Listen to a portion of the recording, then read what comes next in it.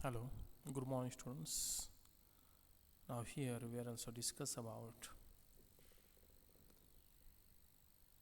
the redemption of debentures.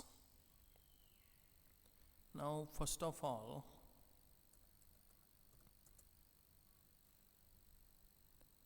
redemption of debenture, that is called as the repayment of debentures. Now for that purpose, first of all we are also studied into the previous lecture, but we are also studied provisions under the Company Act 2013 for the issue of debentures. As per the section 71(1), a company may issue debentures with an option to convert such debentures into the share either wholly or partly at the time of the redemption. जे company कायदा 2013 मधील section 71(1) नुसार company काय करू शकते, debenture issue करत असताना option देऊ शकते. Such debentures are also converted into the shares partly or wholly. Section 71(2), no company can issue any debentures with carry any voting rights. त्या ठिकाणी डिबेंचर होल्डर्सला कोणताही वोटिंगचा राईट असणार नाही, हे सेक्शन 71(2) नुसार या ठिकाणी सांगितलेलं आहे.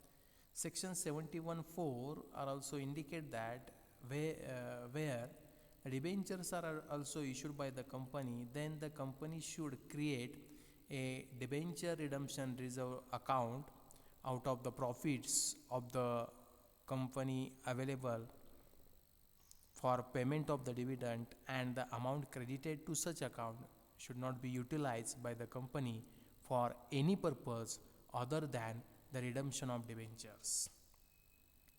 म्हणजेच कंपनी कायदा 71(4) काय सांगतोय, तर where the debentures are also issued by the कंपनीनं जर डिबेंचर इश्यू केले असतील तर then the company should be create debenture redemption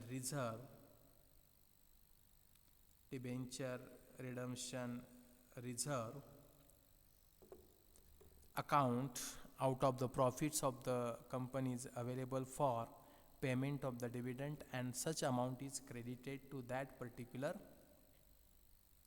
account and should not be utilized for the other purpose.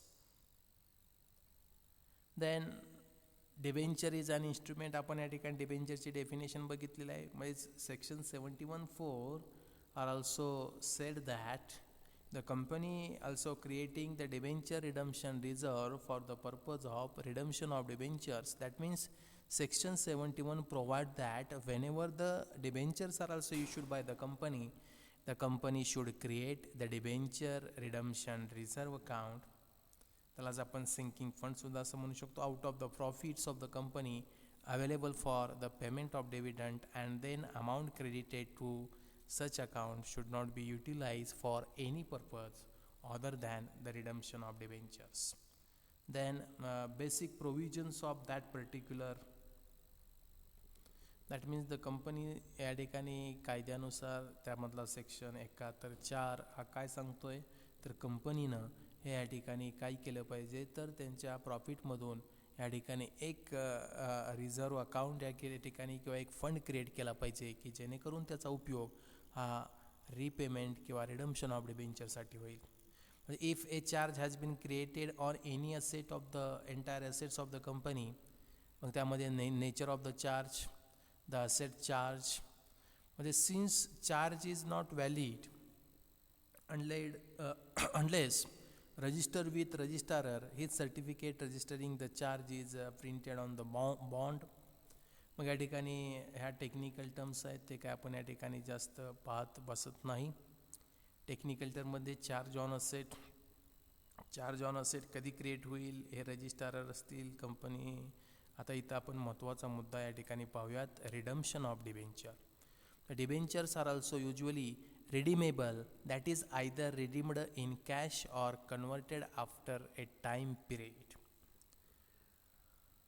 These debentures are also converted, they are also redeemed into the cash after the time period. That means the redeemable debentures may be redeemed after a fixed number of years, any time after a certain number of years, and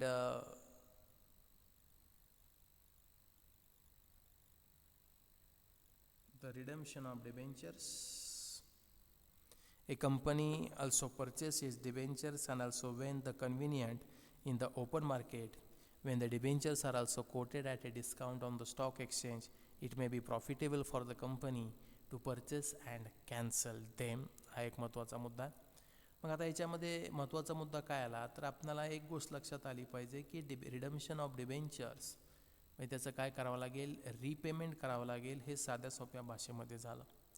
म्हणजेच an issue of the secure debentures. आता त्याच्यामध्ये काय आपण जास्त specific या ठिकाणी जाऊ शकत नाही किंवा आपण बघूया थोडंसं.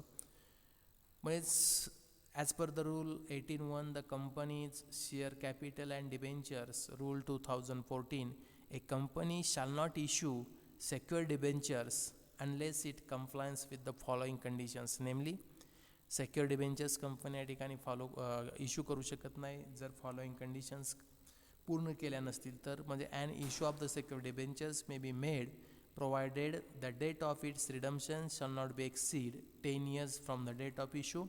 सेक्युअर डिबेंचरच्या बाबतीमध्ये रिडम्शन ऑफ डिबेंचरची जी काय डेट असेल ती इश्यू केलेल्याच्या तारखेपासून 10 वर्ष एवढीच असावी. त्यानंतर पुढचा पॉईंट या ठिकाणी सांगितला जातो आहे तो म्हणजे companies engaged in setting up of infrastructure project.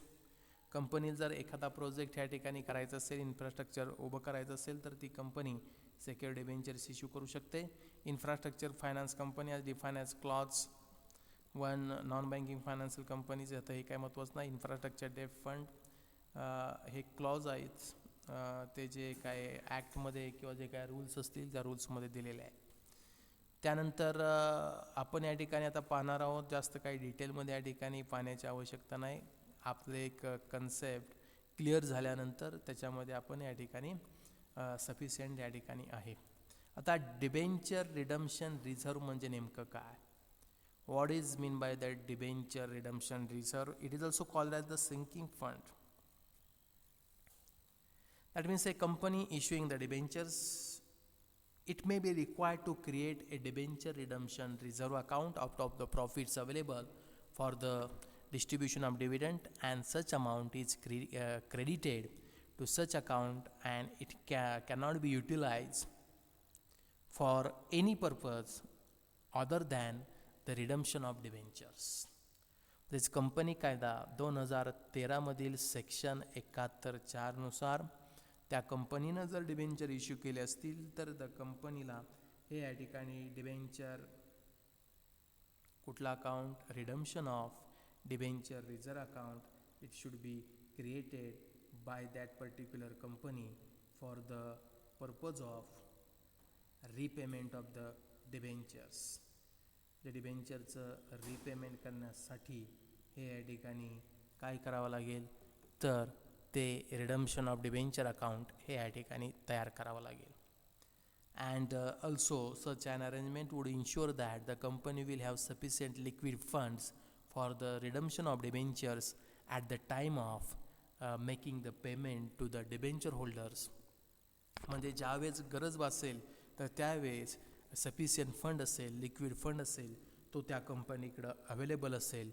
And appropriate amount is transferred from profit every year to debenture redemption reserve account, and its investment is termed as debenture redemption reserve investment or debenture redemption fund. It is also called as the sinking fund.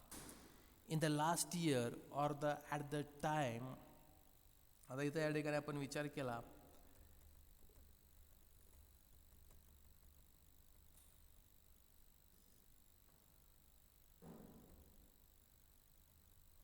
at the time or last year of redemption of debentures, the such redemption of debenture reserve investments are encashed and the amount is available, amount is obtained, and such amount is used for the repayment of the debentures.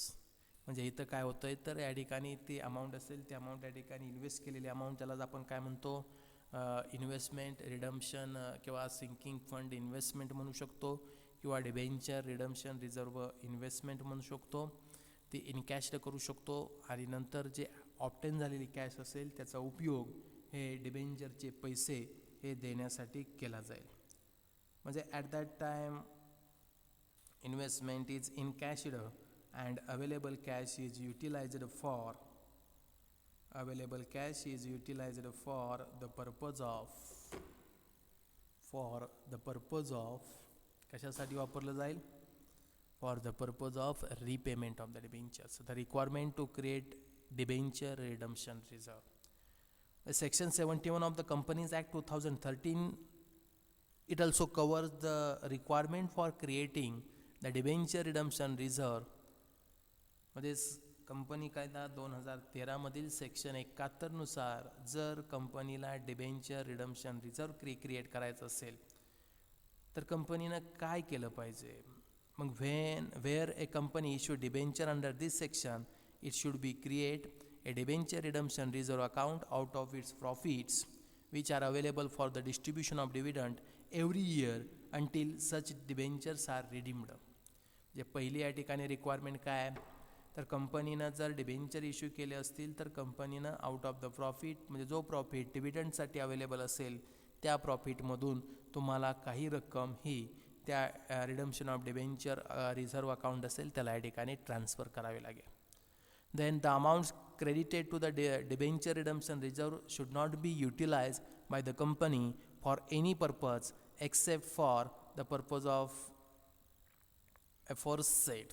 आता काही वेळेस कंपनीवर जर काही या ठिकाणी आणीबाणीची जर वेळ आली तर त्यावेळेस ती कंपनी ही या ठिकाणी त्याचा युटिलाइज करू शकतो, परंतु कोणत्याही परिस्थितीमध्ये हा जो काही फंड असेल तो फंड इतर कोणत्याही कारणासाठी वापरू नये.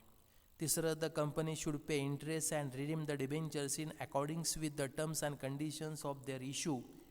म्हणजे ज्यावेळेस इश्यू करत असताना ज्या टर्म्स अँड कंडिशन्स असतील त्या टर्म्स अँड कंडिशननुसार डिबेंचरला त्यांचे पैसे मुद्दल प्लस व्याज हे या ठिकाणी देणं हे आवश्यक आहे. चौथा पॉईंट सांगितलेला आहे, where a company fails to redeem the debentures on the date of the maturity or fails to pay the interest on the debentures when they fall due, the tribunal may, on the application of any or the holders of debentures or debentures trustee, and after hearing the parties concerned, direct by order the company to be redeem the debentures forthwith by the payment of principal and interest due thereon. म्हणजे कंपनीला ह्या ठिकाणी जर company ते देण्यास असमर्थ ठरली तर तो डिबेंचर होल्डर्स हा कुठं जाईल तर तो डिबेंचर होल्डर्स ह्या ठिकाणी दाद मागू शकतो आणि त्यांचे पैसे असतील त्यांचे पैसे मुद्दल प्लस व्याज हे ह्या ठिकाणी मिळवू शकतो. ही सुद्धा या ठिकाणी एक कंडिशन या ठिकाणी आपल्याला पाहाव्यास मिळते. त्यानंतर balance in debenture redemption reserve. When a company decide to establish the debenture redemption reserve, म्हणजे कंपनीनं डिसाईड केलं की डिबेंचर रिडम्शन रिझर्व हा क्रिएट करायचा आहे, म्हणजे reserve account, the amount indicated by the debenture redemption reserve stables is to be credited to that particular account and debited to profit and loss account. That means that shows that intention of the company to set aside some amount out of the profit to build up and fund for redemption of debentures. Immediately the company should also purchase outside investment. The entry for the purpose naturally will be able to debit debenture redemption reserve investment and credit it to the bank. म्हणजे इथं balance in debenture redemption reserve जर या ठिकाणी immediately काय करू शकते तर आउटसाईडची investment असेल ती इन्व्हेस्टमेंट ती कंपनी परचेस करू शकते आणि त्याची एंट्री होत असताना मग debenture redemption reserve account debit to cash or bank account या पद्धतीनं होईल. म्हणजे if the debentures are purchased within the interest period the price would be inclusive of interest provided with these are the purchase cum interest and but if purchased ex interest that means the interest to the date of purchase would be payable to the seller additionally in order to adjust the effect there on of the amount. आता हा x interest आणि कम interest हे दोन या ठिकाणी डिबेंचरचे या ठिकाणी types असल्याचे आपल्याला पाहावयास मिळतात. म्हणजे इश्यू करत असताना cum interest and ex interest. Then adequacy of debenture redemption reserve, म्हणजे त्याच्यामध्ये काय काय महत्त्वाचं आहे तर ॲज पर द रूल 18(7) त्यामध्ये परत चेंज झालेलं आहे. The debenture redemption reserve shall be created out of the profits of the company available for the payment of dividend. The limit of the respect to adequacy of debenture redemption reserve and investment or deposit as the case याच्यामध्ये आपल्याला दिलेलं आहे. तर debenture issued bye, मग कुणी issue केलं असेल, all India financial institutions regulated by Reserve Bank of India and banking companies for both public as well as the privately placed debentures. मग त्यामध्ये no requirement for the debenture redemption reserve. Other financial institutions within the meaning of the clause 72 त्यामध्ये debenture redemption reserves will be applicable to non-banking financial companies registered with RBI. त्यानंतर for listed companies म्हणजे other than AIFI and banking companies, all listed non-banking financial companies.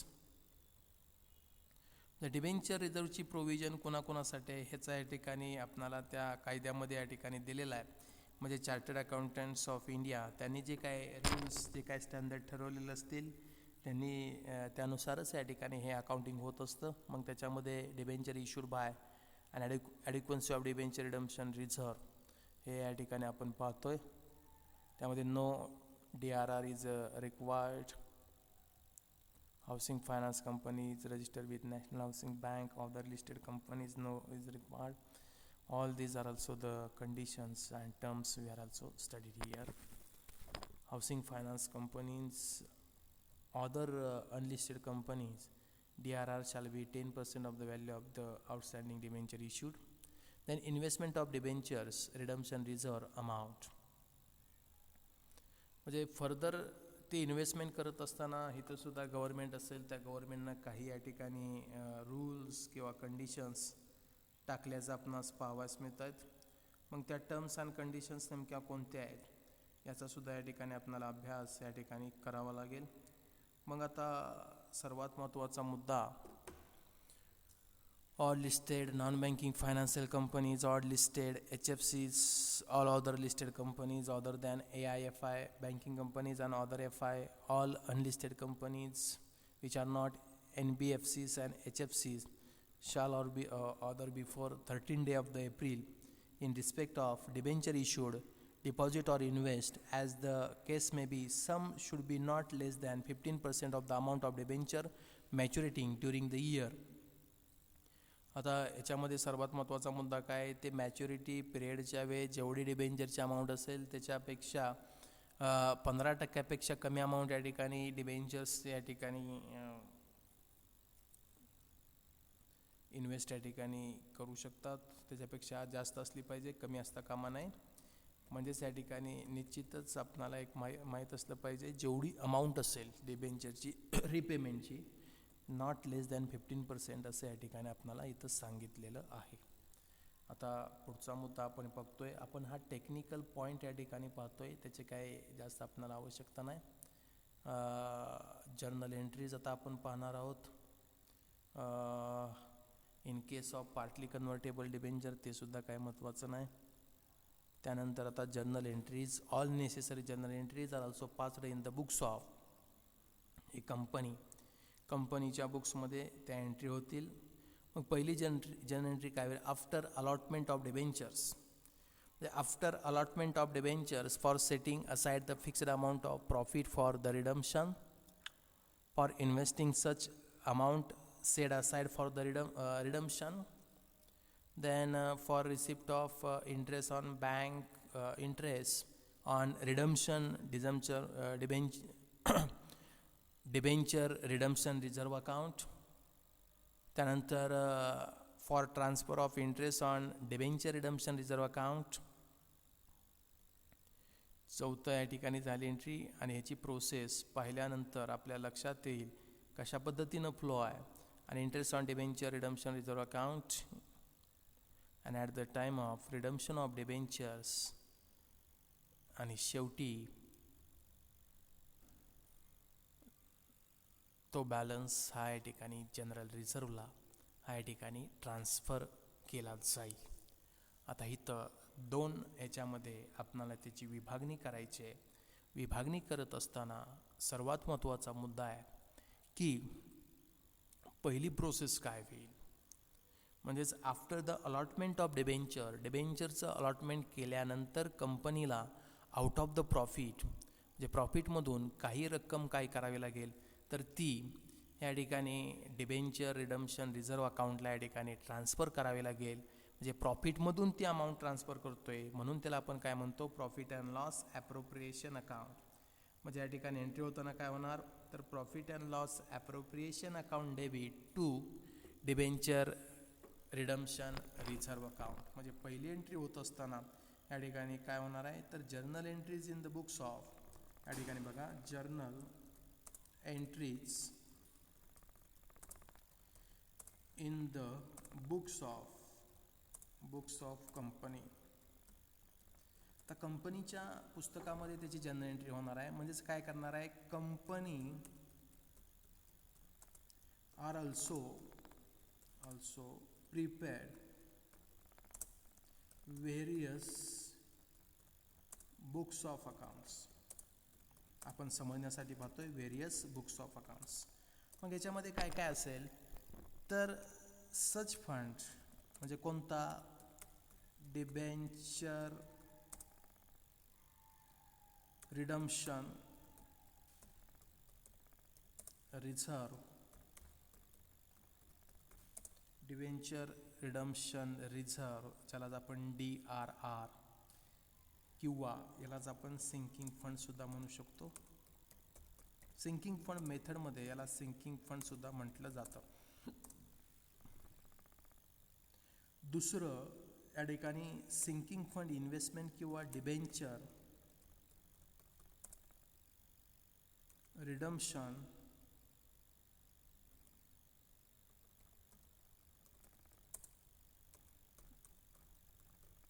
Debenture redemption reserve investment.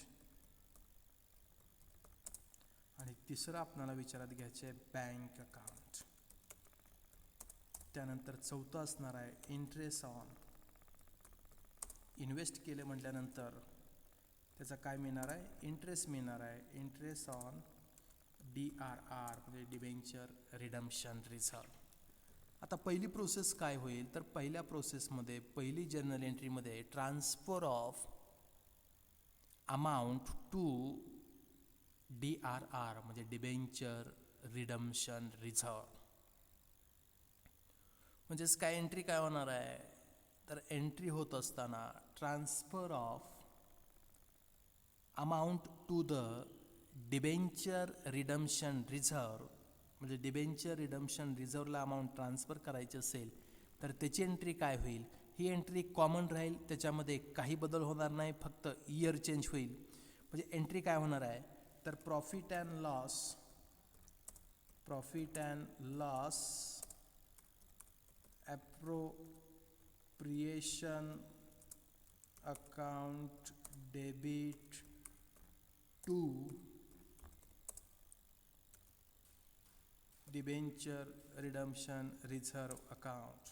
काय आलं, to debenture redemption reserve account. जे for allotment of debentures for setting aside the fixed amount of profit for redemption म्हणजे amount transfer to the debenture redemption reserve. त्यानंतर for investing the amount set aside for the redemption. दुसरी process काय होणार आहे, आता ही झाली पहिली entry. पहिली एंट्री म्हणजे काय झालं, ही तर पहिल्या स्टेपमध्ये amount transfer to DRR debenture redemption reserve. दुसऱ्या याच्यामध्ये काय होणार आहे, तर दुसऱ्या स्टेपमध्ये DRR डिबेंचर रिडम्शन रिझर्व्हची अमाऊंट काय होईल, इन्व्हेस्टेड होईल. मग इन्व्हेस्टेड होत असताना काय होणार आहे, तर त्याची एंट्री होत असताना कॅश गोज आउट होणार आहे, म्हणजेच काय होणार आहे, कॅश गोज आउट होणार आहे. एंट्री काय होणार आहे, तर debenture redemption reserve investment account debit to bank account. Narration आपण काय लिहिणार, बिंग अमाऊंट इन्व्हेस्टेड. ही झाली दुसरी स्टेप. तिसऱ्या स्टेपमध्ये काय होणार आहे, for investing the amount asides for the redemption. Investing the amount किंवा DRR अमाऊंट इन्व्हेस्टेड, जे ही अमाऊंट असेल ती काय केली, अमाऊंट इन्व्हेस्टेड केली, त्याची जर्नल एंट्री. तिसऱ्या प्रोसेसमध्ये काय होणार आहे, तिसऱ्या स्टेपमध्ये काय होणार आहे, म्हणजे नेक्स्ट स्टेप आपल्याला काय दिसते, तर for receipt of interest on debenture redemption reserve investment. म्हणजेच ज्याला आपण debenture redemption reserve investment account असेल, ते इन्व्हेस्ट केलेली जे काय अमाऊंट असेल त्याच्यावर व्याज मिळणार आहे. म्हणजेच तिसऱ्या टप्प्यामध्ये, तिसऱ्या स्टेजमध्ये व्याज मिळालेल्याची एंट्री आपल्याला करावी लागेल.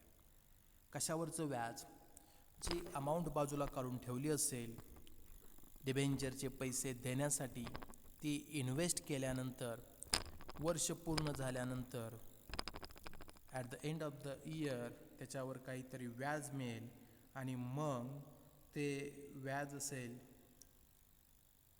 ते व्याज, त्याची जी काही जर्नल एंट्री असेल, ती जर्नल एंट्री ही आपणाला या ठिकाणी काय करावी लागेल, करावी लागेल. मग आता ही जर्नल एंट्री करत असताना कशा पद्धतीनं जर्नल एंट्री होईल, इंटरेस्ट मिळालं म्हणजे ते काय होणार आहे, बँकेमध्ये ते जमा होईल. म्हणजेच या ठिकाणी काय झालं, cash comes in, receiver of cash कोण आहे, बँक आहे. त्यानंतर इंटरेस्ट रिसिव्ड म्हणजे हा काय झाला, इन्कम झाला. म्हणजे इन्कम ऑलवेज क्रेडिटेड. इन्कम कुठं दाखवतो आपण, क्रेडिट साईडला दाखवतो. म्हणजेच क्रेडिट साईडला कुठला अकाउंट येणार आहे, to interest on debenture redemption reserve investment account. Credit साईडला काय येणार आहे, to interest on debenture redemption reserve account. ही झाली या ठिकाणी काय आपली जर्नल एंट्री. त्यानंतर पुढचा या ठिकाणी मुद्दा आहे, transfer of interest on debenture redemption account. Interest transfer केल्याची एंट्री ही चौथी एंट्री होईल. The interest on debenture redemption investment account debit to profit and loss account. Considering the fact the interest is received each year through cash/bank account, it is not reinvested in the installment given in the chapter. Some case has been considered as interest on debenture redemption reserve investment is not credited to DRR account but to taken into the P&L account. कोणत्या केसमध्ये, तर ती जी काय इंटरेस्टची amount असेल, परत रिइन्व्हेस्टमेंट होत नसेल, तर त्यावेळेची ही एंट्री आहे.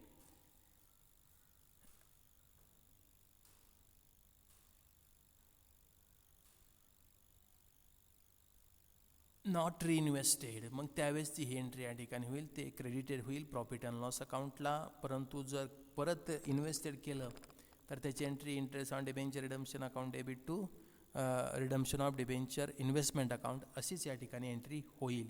म्हणजे या पद्धतीनं ह्या चारच एंट्री या ठिकाणी आहेत.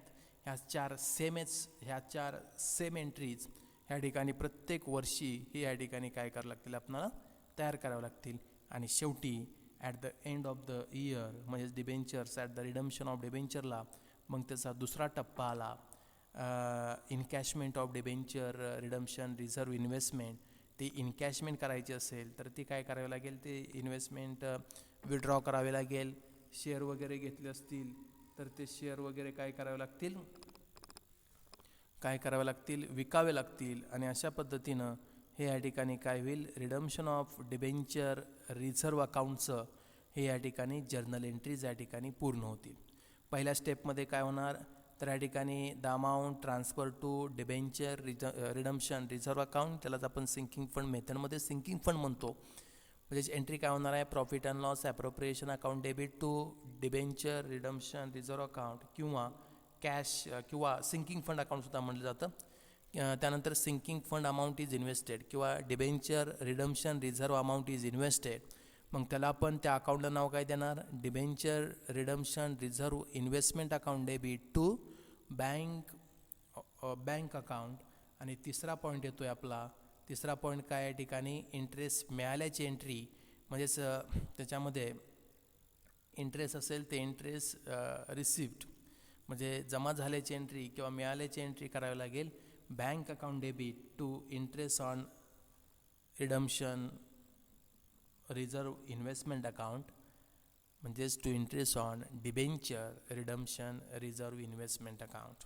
And last one is for transfer of interest on debenture reserve account म्हणजेच इंटरेस्ट मिळाला असेल तो या ठिकाणी ट्रान्सफर केलेल्याची एंट्री किंवा करावायची एंट्री. अशा पद्धतीनं ह्या ठिकाणी जर्नल एंट्रीज आपण पाहिलेल्या आहेत. नेक्स्ट लेक्चरला डिटेलमध्ये आपण त्या जर्नल एंट्रीज या ठिकाणी आणखी पाहणार आहोत. परंतु स्टेप तुमच्या आता लक्षात आले असेल, ह्या जर्नल एंट्रीज व्यतिरिक्त कुठल्याही जर्नल एंट्री नाहीत. ह्याच या ठिकाणी 4 जर्नल एंट्रीज महत्त्वाच्या आहेत. आणि दुसरा टप्पा येतो रिडम्शनच्या वेळेस त्याची जर्नल एंट्री कशी करायची, आणि त्यानंतर method of redemption of debentures हे सुद्धा आपण इथं पाहणार आहोत. त्याच्यामध्ये सर्वात महत्त्वाचा मुद्दा आहे सिंकिंग फंड मेथड आहे. बाकी आणखी कुठल्या मेथड असतील त्याचा या ठिकाणी आपण अभ्यास पाहणार आहोत. आणि नंतर मग आपण या ठिकाणी एक्झाम्पल्स असतील ते एक्झाम्पल या ठिकाणी पाहणार आहोत.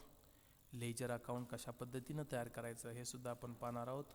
अशा पद्धतीनं आपण नेक्स्ट लेक्चरला प्रॉब्लेम असतील ते प्रॉब्लेम या ठिकाणी स्टार्ट करणार आहोत. Thank you very much.